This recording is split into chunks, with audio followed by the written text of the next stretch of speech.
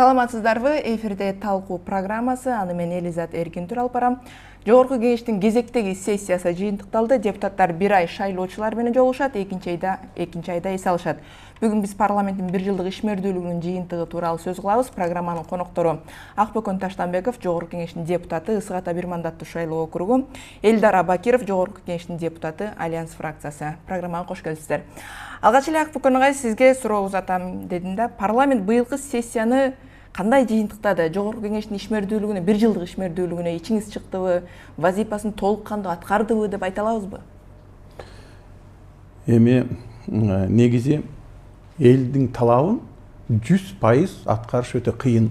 Үчүн дегенде кандай мыйзам кабыл албасын, ал бир жакка жакса, экинчи жагына жакпашы мүмкүн.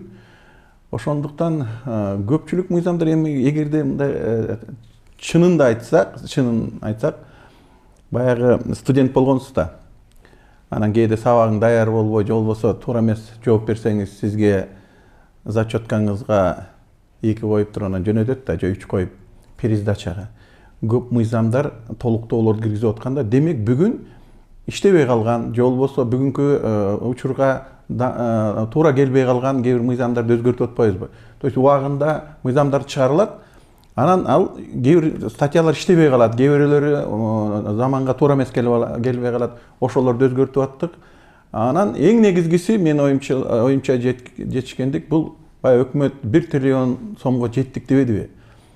Мен оюмча өкмөт өзү жете албайт эле. Биз бүгүнкү парламент ошол өкмөткө биз жол кандай десем, мүмкүнчүлүк бердик. Мыйзамдарды өтпөгөн, 20 жылдан бери өтпөгөн мыйзамдардын баарын өткөрүп бердик да, ошол үчүн кыска мөөнөттө ошончо акчаны бюджетке чогулталды да. Эмне үчүн дегенде ошол мыйзамдарды биз өткөрүп бердик, кабыл алып бердик.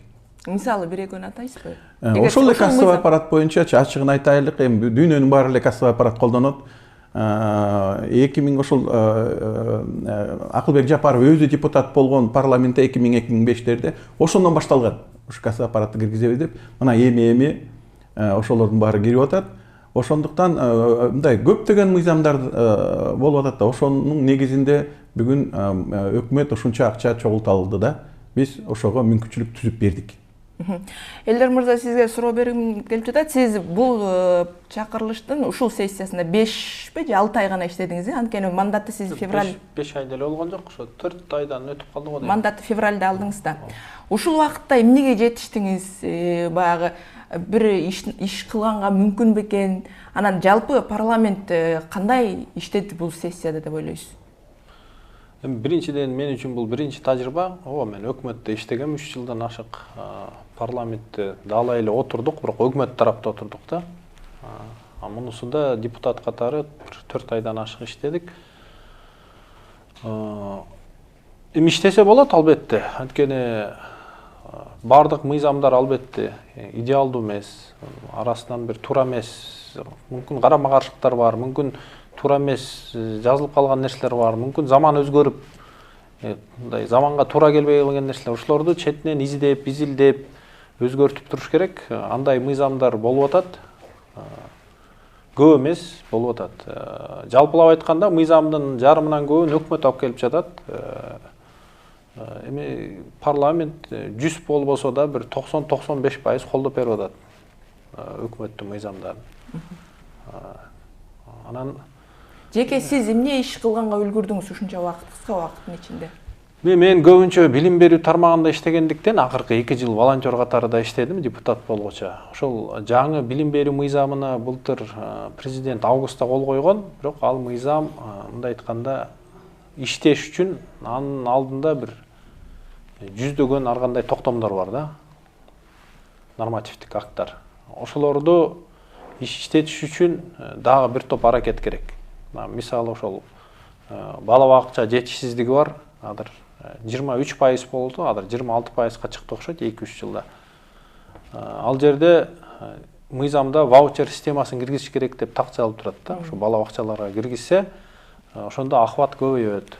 Анткени мамлекет бала бакчага бара турган ар бир балага бир нормативдик бир сумманы бөлүп берсе, ал бала мамлекеттик бала бакча карабы, жеке бала бакча карабы барганда акча артынан барса, Казакстанга окшоп биз ушундай ыкма менен кыска мөөнөттө мүмкүн 70-80%га чыгармакпыз. Аны негедир министрлик кылгысы келбей атат, кармап турат. Сентябрга карата Баткенде бир пилот өткөзөбүз дейт, бирок мен ал токтомдорун изилдеп чыктым, мындай ыкмалар туура эмес, эсептер туура эмес, аларды өзгөртүш керек. Ошол боюнча сунуштарды берип, мен жалпы билим берүү боюнча бир 3-4 токтом кабыл алдык окшойт, мен автор катары болуп.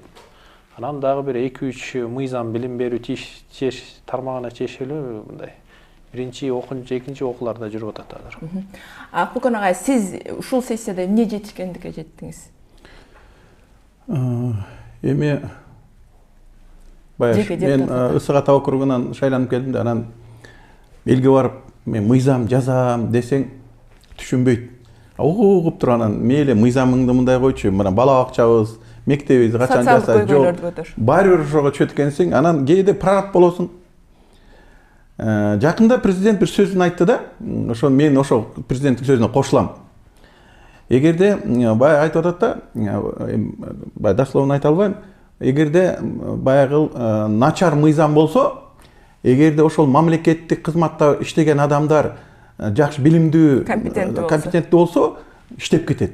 Бирок тескерисинен эгерде ошол чиновникибиз начар иштей албаган болсо, алтыннан мыйзам, алтын ручка менен жазып берсек деле мыйзамды, если аткара турган адам начар болсо, иштебейт.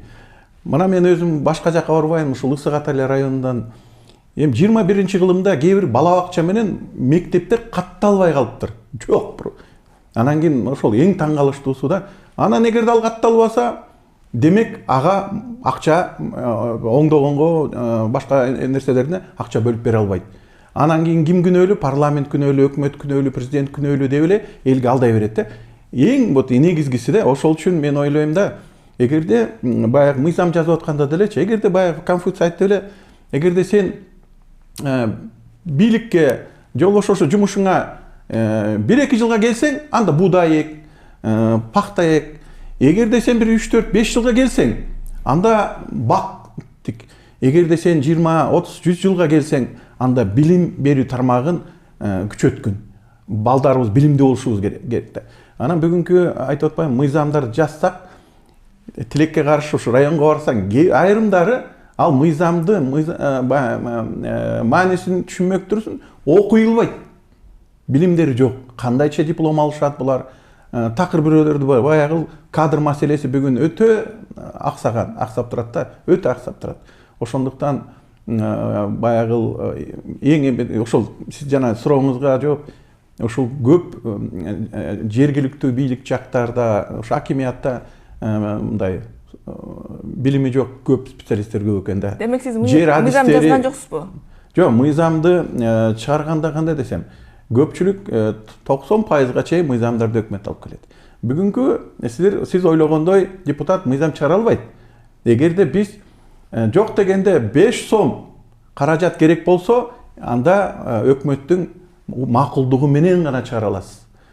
Ошондуктан бүгүнкү конституция менен мыйзам чыгаруу да өтө кыйын. Эмне үчүн дегенде, ошол налоговый кодекске биз өзгөртүү киргизе албайбыз, эгерде өкмөт макулдугун бербесе.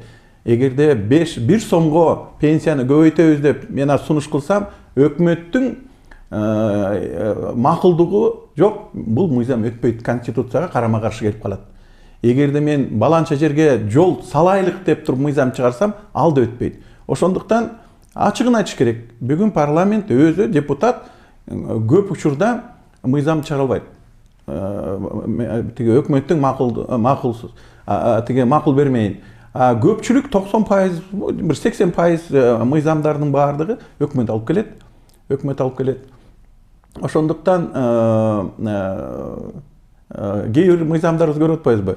Өтөр менен бир 6 айга жетпей кайра өзгөртүү киргизип атабыз да. Эми ошол эле учурда депутаттар тарабынан демилгеленген мыйзам долбоорлору бар да азыр. Эми бар, эми көрүп атасыз да, өтө аз. Анан ал биздин кандай десем, коомго мындай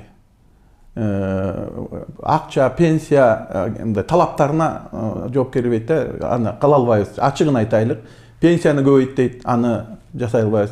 пенсиядагы жана пенсияга чыккан жашты азайтайлы деген ал да колубуздан келбейт, жол салып бер дегенге да колубуз келбейт.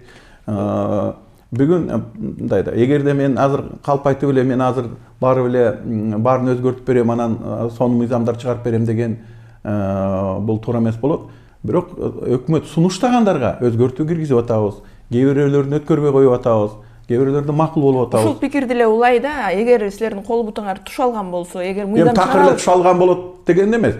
Бирок өкмөт деле ошол мыйзамды бизге алып келет да. Биз өткөрбөй коюшубуз мүмкүн. Анча-мынча мыйзамдарды четке какып салып атабыз. Болбойт депчи. Бирок ал өтө эле аз санда болуп атат да, балким чындыгында эле сапаттуу мыйзам долбоорлору келип жаткандыр да. Бирок ушул пикирди улап айтсам, депутаттар акыркы учурда өтө эле жалтаң болуп калган жоксуңарбы? Мисалы үчүн парламенттин отурумунда баягыдай курч пикирлерди айткан депутаттар жокко эсе, кандай гана демилге көтөрүлүп келбесин министрлер кабинети. Мындай мыйзам долбоору бизге өтө керек болчу, аябай жакшы демилге деп гана мындай каалоо, тилек, тост айткандай гана таасир калтырып жаткан жокпу деген сөз да. Экөөңүздөргө тең. Мен оюмчачы мындай да. Бүгүн парламентте партиядан депутаттар бар. Бул мен коллегам деле партия менен. Анан көпчүлүк учурда ушулорго да аябай сын айтылат да. Партиянын өзүнүн лидеринин болобу өздөрүнүн бир программасы бар. Ошол программаны элдер колдоп, анан кийин добуш берип атат. Эгерде Ата журт партиясына добуш берсе, баарыбыз беребиз. Бул Ташиевке берген добушу. Ал жердегилер келип алып туруп, демек, если ошол Ташиевке добуш берсе, партия өтсө, ошонун программасы менен өтсө, анан кийин кайра тескери кетеби? Ошондуктан мен оюмча шайлоодо программаны колдоду, ошо программаны ар бир депутат ошо партиянын программасы менен кетет, ошонун сунушу менен кетет да. Анан кийин баары эле баягы жаман деп туруп алганда эле туура эмес болуш керек. Эгерде мен мына телефонумду жаман деп сындасам, анда айтышым керек, теги Samsung деген телефон жакшыраак. Же болбосо эгерде мен силерди жамандасам, булардын көрсөтмөлөрү өтө начар, такыр эле сындай берет, ал тетигиге баргыла, тетиги жакшы да айтышым керек да. Эгерде мен жаман деп бүгүнкү жолду, бул жаман, бул түз эмес, таштуу, жарлуу, өтө начар жол десем, мен жакшы жолду көргөзүп беришим керек. Эгерде мен жакшы жолду көргөзө албасам, мына ол жол менен кыска жол, асфальт, сонун жол дей албасам, анда мен бирөөнүн жасаган ишин жаман деп айтпашым керек. Эмне үчүн дегене, мен андан да жакшы эчтеке сунуш кыла албайм. Анан кийин биздин мыйзамдар мындай да. Биз мыйзамды кабыл алабыз. Бирок элге каршы, эгерде элди мындай бир жаман эмеге алып келе тургандай мыйзам кабыл алынган жок, өткөндө жок. Бардыгы эмне? Налог. Көпчүлүк мыйзамдардын баары бул заманга ылайык баягы убакыт өтүп атат да күнүгө. Биз улам бир мамлекетибиз улам бир международный коомдорго кирип атпайбызбы? Анан кийин кээде ошолорго бир карама каршы келип калган нерселер бар. Ошолорду оңдоп атабыз. Анан кийин ал сөз жок эле баягы мамлекеттин айтканы туура эмес дегенибиз да болбойт да. Эмне үчүн дегенде жалтаң болгон жок. Курч эле дагы эле. Эми жалтаң деген кандай түшүнсөк сизден? Мындай коркок. Эми сиз Жок, мен суроо берип атам. Жок, эми биз бирдей эле ситуациядабыз. Сиз журналист катары, сиздин редакторлору бар, учредитель бар, алардын политикасы бар, аларды аткарышыңыз керек. Каалайбызбы, каалабайсызбы? Сиздердики барбы? Биздики деле мен өзүм Ысык Ата округунан келдим. Эми көпчүлүгүн айтайын, мен ошол округка бюджет болобу эмне кабыл алганда, ошол мен өзүм шайлоочуларыма баягы бюджеттен бир мектеп болсо деле ошо акча өтүп бөлүнүп берсин, жумуш жол болсо ошого бөлүнүп берсин деп мен аракет кылам да. Маселенин чечилишине. Чечишине. Анан кийин эми ачыгын айтам. Сен жалтаң дегенге мен жакында жалтаңдадым. Чын. Бир Ысык Ата өкмөтү бар. Ошол жерде Желди суу деген 70 жылдан бери салынбай жатат. Кошоматчыладым. Кимге? Өкмөткө. Ой, салып бергилечи ошо жолду депчи. Эмне кыласың? Эми мен барып урушсам салабы?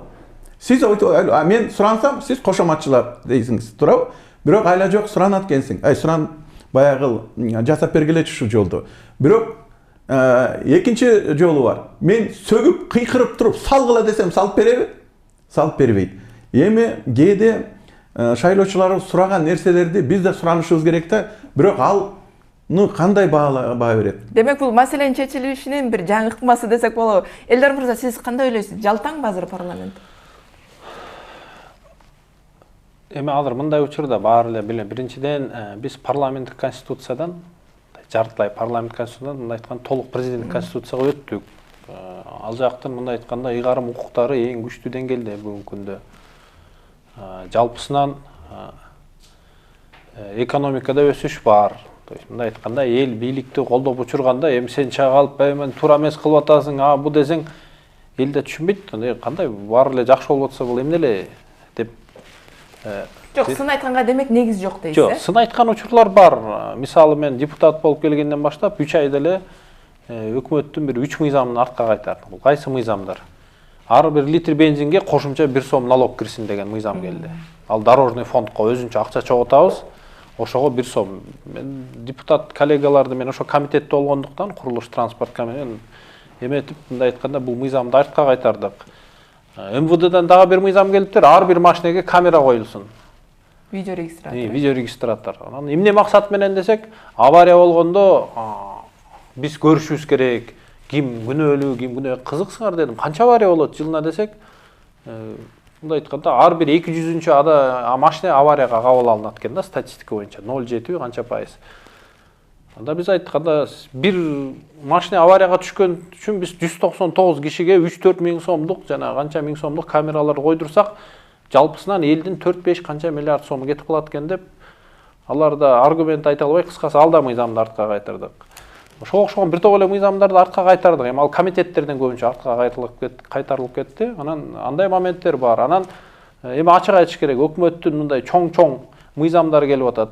Алар көбү өтүп кетип атат, анткени мындай айтканда өкмөттүн, бийликтин өзүнүн 2 чоң партиясы бар. Ата журт, Мекенчил, анан мандат округтарында чыккан депутаттар бар. Жалпысынан билбейм 50-60 мүмкүн 70 депутат бар. Мындай айтканда бийликтикимин деп келген. Алар толугу менен бийликти колдойт. Кандай мыйзам болбосун. Аны сиз мындай анализдесеңиз, көрсөңүз болот. Ар бир сессиядан, добуш берүүдөн көрүнө эле турат. Алардын катарында бир мандаттуудан келгендер да бар. Анын арасында бир мандаттуулар да бар. Эми ошонун баарын эске алып анализ жүргүзүш керек да. Эми албетте бул мурункунун мүмкүн 5-чи канчанчы чакырылышта депутаттарда эмес, катуу-катуу, бирок ал кезде конституцияда башка болчу. Мүмкүн экономикалык абал да бир аз башка болчу. Эми бүгүн экономикалык абал ушундай, эртең башкача болсо, такыр башкача болуп кетиши мүмкүн. Эми аны айтыш кыйын да. Ошол сиздер ыйгарым укуңарды, бийлигиңерди күчтөндүрүү аракети деп бааласа болобу? Азырда Дастан Жумабековдун мыйзам долбоорун министрлер кабинети парламенттин чечимдерин аткарууга милдеттүү деп киргизип атат да. Бул жерде Акбөкөн Таштанбекович айтып кетпедиби? Биздин токтомдорду, депутаттын эмелерин өкмөт кабыл албайт. Мындай милдеттүү түрдө аны аткарышым керек деп эсептебейт деп биз ошол мыйзамга ошондой нерсе коштук. Бул Дастан Жумабековдун инициативасы болду, биз колдодук. Милдеттүү түрдө аткарыш керек. Президенттикин кандай аткарса, жогорку кеңештикин так эле ошондой аткарыш керек деп азыр 2-чи окуудан өттү, 3-чү окуудан өтсө керек, бирок андан ары президент кол койбой, койбой ал өзүнчө маселе. Бирок президент кол койбойсо деле бир канча пайыз депутат менен баары кабыл алып калса болот негизичи. Ошол сиздерге кандайдыр бир күч бериши мүмкүн да? Бул мыйзамда. Бирок бир четечи, ал конституция, мен ойлойм президент кол койбойт, конституцияга карама-каршы келип калат депчи. Айтып атпайм, кайра эле эгерде бюджеттен бир каржылоо маселеси болсо, эгерде биз парламенттен жолду салып бер, же болбосо мектеп сал десек, бул тиги акча карада керек болот да. Демек, ал ошол өкмөттүн макулдугу керек да. Анан ушул жагы бар да, тиги парламент мыйзам чыгарат, өкмөттүн жанагы бюджетин кайра эле ким бекитет? Бул парламент бекитет. То есть парламент жылдын башында, жылдын аягында бекитпеш керек да, керекки жылдагы тиги бюджеттин акчасын. Анан сиз жанагы айтып аткандай элечи, эми үй бүлө бар да, ар бирөөнүн үй бүлөсү бар.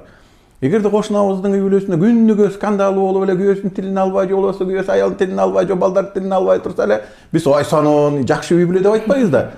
Бул жерден деле эгерде Кыргызстан үй бүлө болсо, эгерде үй бүлөдө мамилеси түз болсо, жакшы мамиледе жашап атса, анда бул үй бүлө туура эмес, үй бүлө кандай, бул эмне подкаблучникпи бул, күйөөсү эмне аялдын тилин алып атат дегендей мааниде да.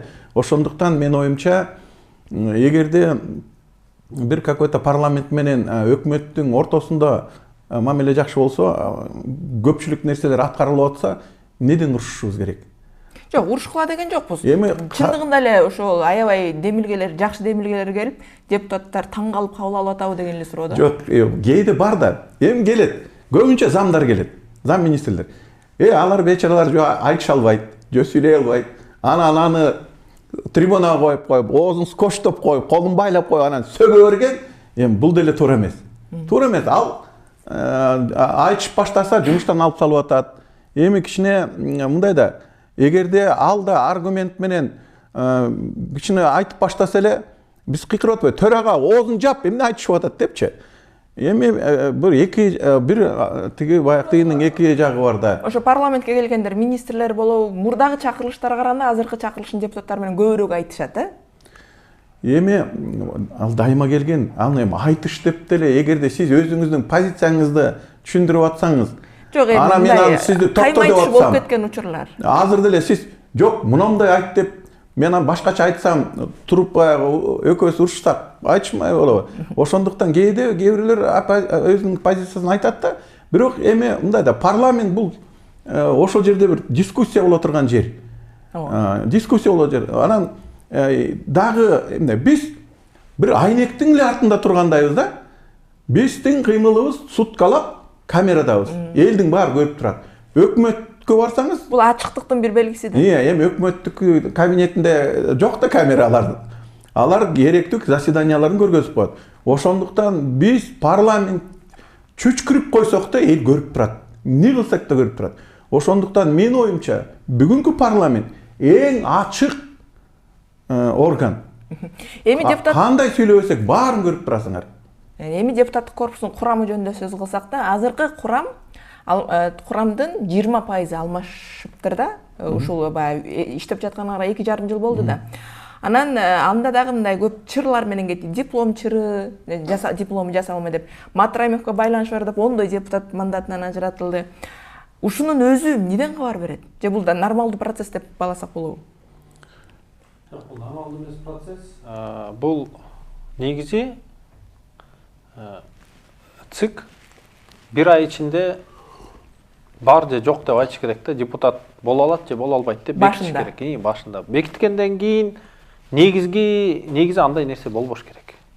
Мындай эл аралык практиканы, тажрыйбаны алсак, мындай айтканда андай болбош керек. Өтө эле бир мындай исключительный, мындай өзгөчө эле бир абал болуп калбаса. Бул сиз диплом жөнүндө гана айтып жатасыз да? Баарын эле айтып атам. Мисалы үчүн Матраимовго тиешеси бар деп Боршайкоманы мандат бербей кое алмамыз да. Ооба, бирок эми ал мындай айтканда, ал депутат менен бийликтин өзүнүн кандайдыр бир мамилеси болуп, ал кол коюп берип атышпайбы? Демек, ал жерде мүмкүн башка бир маселелер бар, биз билбегенчи. Эми азыркы суроомуз журналисттерчи какшап кыйкырып атты. Сотто диплом, мандатын алгыла, мүмкүн деп. Эми журналисттер алар коомчулукту бир жагына тартты, туурабы? Тилин алып туруп, мандаттарын алып койсо, дагы жаман, туурабы? Жок, мен жаман деген жок. Негизи эми бул деле бир журналисттердин талабы болчу да. Иликтөө кылды, анан могунузга байланышы бар, анан кийин Матраимовдун байланышы бар, алыш керек деди, алдык. Болбойт, туура эмес алып койдуңар, кайра бергиле мандат. Анда дагы берелик мандат. Ошондуктан мен оюмча көпчүлүк учурда журналисттердин болобу, блогерлердин болобу, коомдун артынан ээрчип, кээ бир чиновниктерди деле жумуштан алып салып атпайбы? Мен оюмча өтө туура эмес. Бир жолу бир көчөдө турган эле бир гайыны алып салды жумуштанчы эми. Болбойт да, эгерде биз анте берсек баарын алып салабыз. Эртең ар бирөөнү жамандай берет да. Ошондуктан негиз болсо. Эгерде негиз жок болсо, мандаттарын тапшырды да. А дегенде, мин дегенде менден баштаган. Мен бир ай камады. Бирок сот айтты, күнөөсү жок экен бул жигиттин. Бергиле мандат деди эле, мени ушу түрмөдө отурган жеримен чыгарып мандатын берди го. Айла жок беришти. Эмне үчүн? Мыйзамды, эгерде мен мыйзамды бузуп, же болбосо жанагы мага баягы жазган журналисттер туура эмес, туура болуп тапса, диплом мандатымды алып коймок.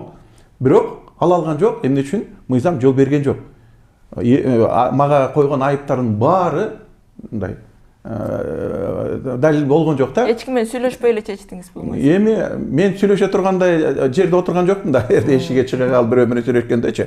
Бирок мындай да, эгерде күнөөлүм болсочу, күнөөм койсо өзүндө эле эгерде бир таразагачы биякта аргументтер толтура болсо, биякта Мен аргумент нөл болсочу, мен өзүм деле арыз жазып чыштап кетмекмин да. Эмне үчүн койгула муну элге чыгарбагыла, уят болбойн, балдарым уят болбосун деп кетип калмакмын. Демек аргументи жок болду. Демек бирөөгө айткан аргументтери, дооматтары күчтүү болду, мандатын таштады же болбосо алып коюп атты да. Эми Центр избиркомдо деле бир киши отурган жок да. Элдер мырза, сизге мындай суроо узаткым келип атат. Азыркы парламент дээрлик кабыл алган ар бир экинчи же үчүнчү чечимин тарыхый деп атап атасыздар да.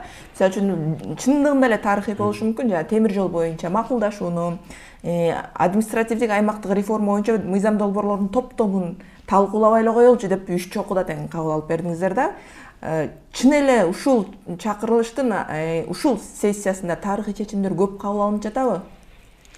Эми темир жол тарыхый, аны баарыбыз эле моюнга алып атабыз. Ал болгону болгондой. Эми административдик территориалдык реформа бул эми тарыхый деп да айтыш кыйын. Бул болгону Кыргызстанда адамдын саны өсүп, жанагындай шаарларды чоңойтуш керек болуп калды.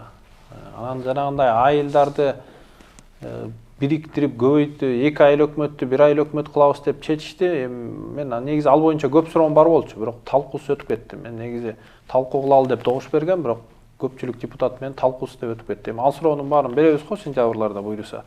Ал жерде бир топ моменттер бар. Дагы кайсы кайра эле өзгөртүүлөрдү кайра киргизебиз.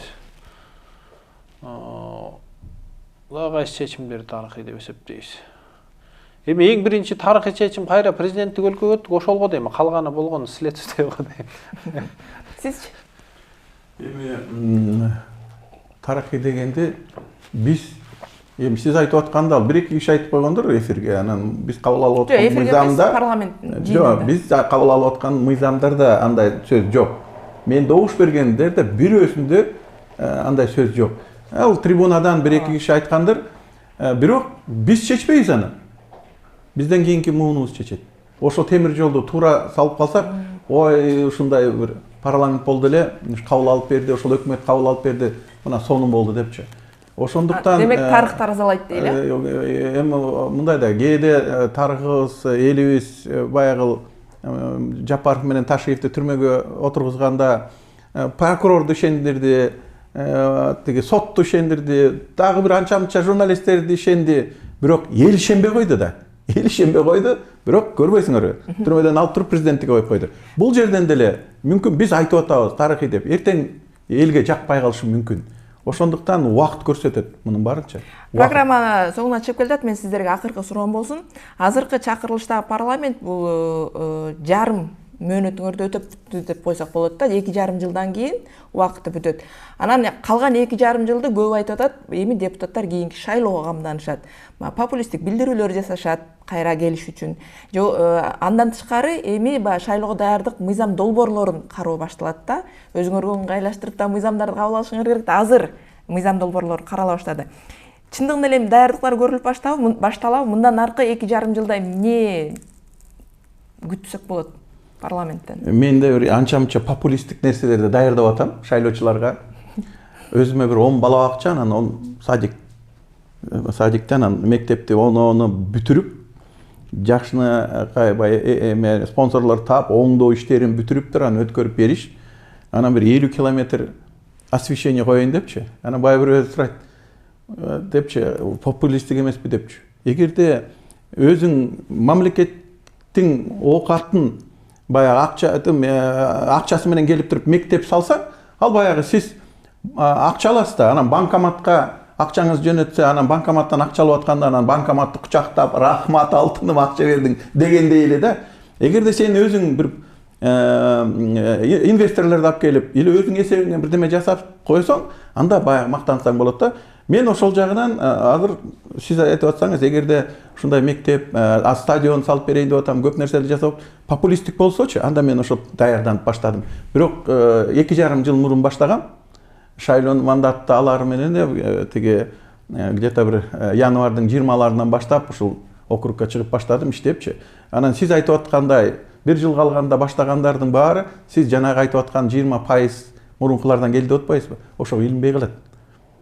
1 жыл, 2 жыл деген бул өтө аз. Мандатты алып эле эртеси күнү башташ керек. Ошондо сен жанагы кайра экинчи жолу парламентке келген 20% депутатка илинесиң. Бирок 80-и да бар да калып калган. Демек Сиз алар даярданып сиз айтып атасыз, аткандай 2 жыл калганда баштагандар. Сиз даярданып жатасыз. Мен эртеси күнү эле баштагам. Сиз жыйынтыктап айтканда. Мен атайлап даярдык көрүп жаткан жерибиз жок, бирок колдон келген иштин баарын кылып атабыз. Анан эл таразада, эл баа берет. Ал мыйзам талаасында болобу, кайсы бир региондорго аткарган иштериң болобу, эл баарын көрүп турат азыркы заманда. Жок, мындан аркы парламенттин ошо 2,5 жылдыгы жалаң гана шайлоого даярдык менен өтөт дегенге кошуласыздарбы? Эми кошулбайм агачы. Эми 2,5 жыл бул узак эле мөөнөт. Жакшы иштесең көп эле иш бүтүрө берсең болот. Анан ортодон кайсы иштерди сен шайлоого даярдандың деп эл эсептечи, эсептебейт, акыры эл тараза деп атпайм. Жөн эле популисттик мыйзамдарды эле эл көрүп атат. Азыр эл жакшы эле көрүп турат. Популисттик мыйзамды көрүп турат. Мына могу чын жүрөктөн туура иш кылып атат дегендер бар. Жөн эле жанагы шок дегенде эле жөн эле бир нерсени сүйлөп койду, популист дегенде эле эл анын баарын беш колдой эле көрүп турат да, мындай таразалап. Акыркы суроом болсун, 5 чейинки эсеп менен алганда парламенттин ишине канча баа берет элеңиз, Элдар мырза? Бүгүнкүгөбү? 3,5 деп. Сизчи? Парламентке 4 деген баа берем, өзүмө 3 плюсу менен. 5ке жете элексиздер. Эми 5ке жетиш үчүн, ал үчүн элдин баары гүлдөп, жайнап, жакшы жашап кетиш керек. Эч кандай проблемасы жок. Анан сиз айтып аткандай 2 жыл эле 1 жыл иштебешибиз керек.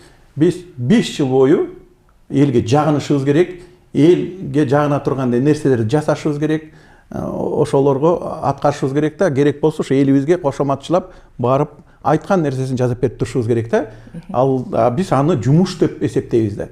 Парламентке келгенден кийин биз 5 жыл ошол бизди шайлаганда, бизди каршы добуш бергенде, бизди шайлабаганда элге иштеп беришибиз керек да. 5 жыл бою. Сиздерге рахмат. Мындан аркы ошо 2,5 жылдык мөөнөттө дагы тарыхта жакшы гана жактан калган жакшы чечимдерди кабыл алат деп ишеним артабыз, үмүт кылабыз. Бүгүн биз парламент бул сессияда кандай иштеди деген темада талкуу жүргүздүк. Программанын коноктору Жогорку Кеңештин депутаттары Акбөкөн Таштанбеков жана Элдар Абакиров болду. Программаны мен Элизат Эркинтур алып бардым. Саламатта туруңуздар.